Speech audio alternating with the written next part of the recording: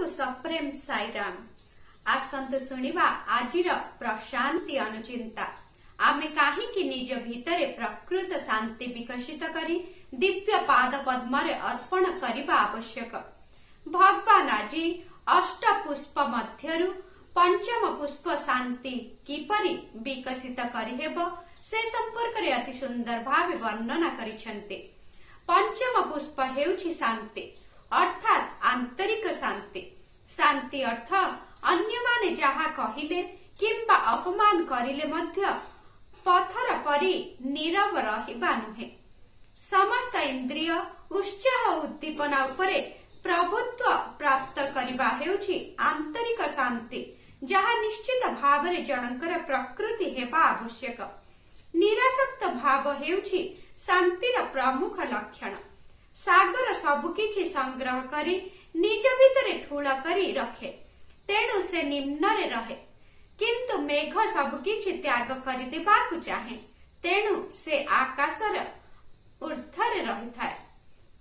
शांति मनुष्य को एक स्थिर मन एवं स्थिर दृष्टिभंगी प्रदान करिथाय।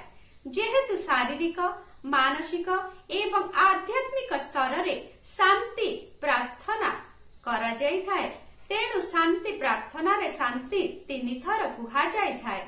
ओम शांति, ओम शांति, ओम शांति। कोनोसी परिस्थिति रे क्रोध रे जर्जरित किंबा भयभीत होई जिबा कथा नुहे।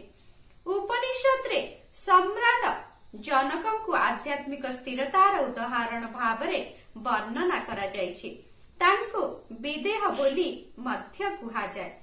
एहार अर्थ से अदृश्य नुहंती, बरं से शरीर एवं तार आवश्यकता प्रति ध्यान दियंती नाही। से चेतना शक्तिर दिव्य स्तर रे रही देखि थांती, सुनी थांती एवं कथा कही थांती। उक्त दिव्य संभाषणटी भगवान अक्टोबर 6 तारिख 1981 मसीहारे समस्तଙ୍କୁ सूचाई देइथिले। कहिबार तात्पर्य भगवान सर्वदा तुम हृदय रे वास करंती एवं सत्यता को विश्वास कर। जेतेबेले तुमे ही सत्यता उपरे दृढ़ विश्वास रखिब, निश्चित भावरे शांति उदय हेब। जय साईराम।